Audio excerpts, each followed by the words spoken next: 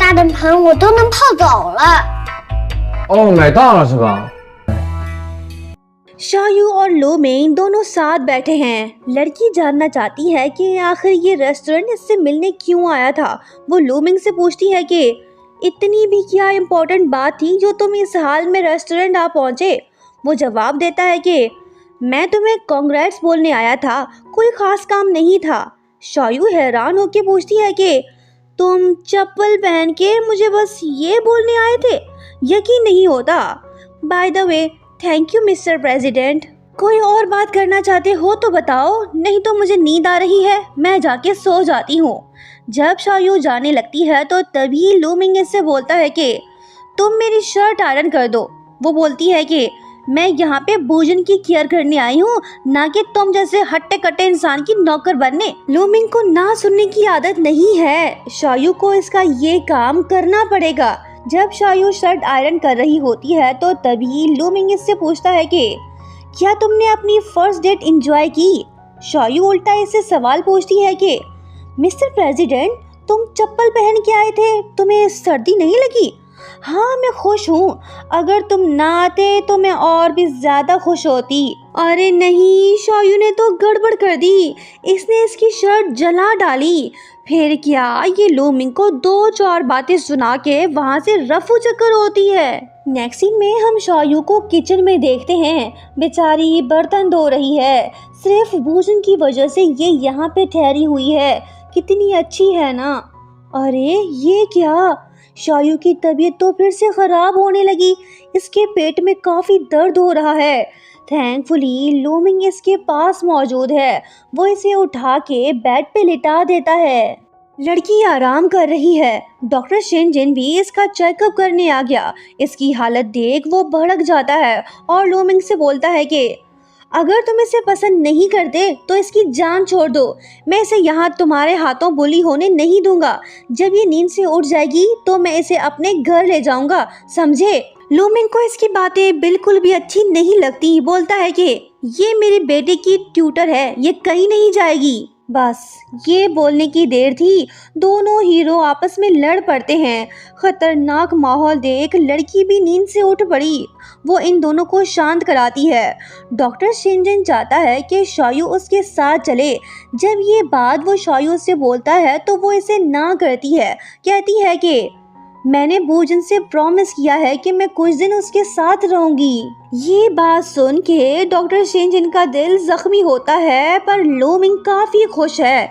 जाने से पहले ये लोमिंग से बोलता है कि अगर तुमने इसे बुली करने की कोशिश की तो मुझसे बुरा कोई नहीं होगा। ये तो चला गया। लोमिंग शायू से बोलता है कि अब जब तुम उठ ही गई हो तो काम पे लग जाओ। अधूरा काम पूरा ना हो तो मुझे मज़ा नहीं आता, बेचैनी होने लगती है। मुझे ये अजीब सी बीमारी है। लड़की बोलती है कि तुम कितने जालिम इंसान हो, तुम्हें किसी पे तरस नहीं आता। मेरी हालत तो देखो, मैं उठने के काबिल नहीं।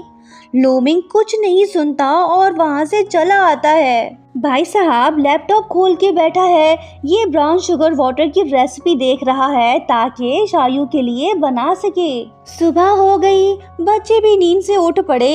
ये तो खेलने लग गए, शोर शराबा करने लगते हैं। ये दोनों शायू को काम करने नहीं दे रहे। अब इन बच्चों को कौन समझाए? तभी लोमिंग वहीं पे आता है और वो शायू को ब्राउन शुगर वाटर देता है। शायू हैरान होके बोलती है कि अरे तुमने दूसरों का ख्याल रखना सीख लिया है।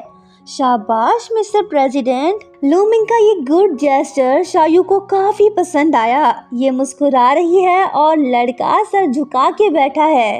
तभी असिस्टेंट वहीं पे आता है। इसके हाथ में तो जंबो बॉक्स है। बॉस, आपने जो पाँव धोने की बाल्टी खरीदी थी वो आ चुकी है, इसे कहाँ पे रखूं? गलत टाइम पे डिलीवरी आ गई। ये देख शायू पूछती है कि क्या तुमने ये मेरे लिए खरीदा है? लोमिंग ने अपना सर फिर से नीचे कर लिया। कहता है कि ये मैंने भोजन के लिए खरीदा है। लो जी, भोजन ने इसकी बात सुन ली। वो फौरन से आके बोलता है कि मैं इसे अभी के अभी अनबॉक्स करता हूँ। वैसे डैडी, ये बाल्टी आपके किस काम की है? आप लड़की थोड़ी हो, ये आप मैडम जी को दे दो। ये बात सुन शायू तो हंस पड़ती है। लोमिंग बोलता है कि नहीं बेटा, अभी नहीं, मैडम की तबीयत सही नहीं है, तुम लोग बाहर जाके खेलो। भोजन तो जाने को तैयार है, इसे शायू की फिक्र जो है, पर शोलू नहीं जाना चाहती। भोजन इससे बोलता है कि चलो चलते हैं, मैडम को आराम करने दो। बच्चे चले गए। शायू लूमिंग से बोलती है कि बच गए, ये अनबॉक्स होता तो फिर क्या होता। बोर्ड ऑफ डायरेक्टर्स लूमिंग की परफॉर्मेंस से खुश नहीं है, ये इसे सीईओ के पोस्ट से हटाना चाहते हैं, पर ग्रैंडपा तो लूमिंग के साथ हैं, वो इसे फुली सपोर्ट कर रहे हैं। कहने लगते हैं कि बेटा मैं बुरा हो गया हूँ, तुम यू शेंग और भोजन ही मेरे असल वारिस हो, मैं किसी और पे भरोसा नहीं कर सकता। ये बात सुन वो जवाब देता है कि ग्रैंडपा कोई रास्ता नहीं बचा कि मैं यू शेंग के साथ सुलह कर लूं। ये बात बोल के वो वहां से चला जाता है। उधर दूसरी तरफ शायू के ऑफिस में जश्न का समा है। न्यू प्रोजेक्ट जो इन लोगों को मिला है, लो जी यू शेंग भी चाइना वापस लौट आया है। यही इंसान तो वीजी ग्रुप का असल मालिक और चेयरमैन है, इसी ने ही शायू को वीजी ग्रुप का सीईओ बनाया था। बाद में शायू इससे बोलती है कि सर आप आने से पहले बता देते, वैसे बॉस आपका ताल्लुक भी सेतु फैमिली से है ना। वो बोलता है कि हाँ, ग्रैंडपा नहीं चाहते थे कि मैं चाइना वापस आऊं, उन्हें डर है कि कहीं मेरे आने से लूमिंग की पोजीशन खतरे में ना पड़ जाए। उसी शाम जब लूमिंग घर वापस लौटता है तो भोजन इससे पूछता है कि डैड मैडम जी कहाँ पे हैं, आपने उसे ऑफिस से पिक नहीं किया, अभी के अभी जाके उसे ले आओ। लूमिंग जवाब देता है कि बेटा वो किसी के साथ भाग गई, अब कभी वापस नहीं लौटेगी। ये सोन भोजन बोलता है कि अच्छा मैं मैडम जी को तो ढूंढ लूंगा, अभी जाके ग्रैंडपा से बोलता हूँ कि वो आपके लिए 50 ब्लाइंड डेट्स अरेंज करे, फिर आपकी अकल ठिकाने पे आएगी। ये तो चला गया।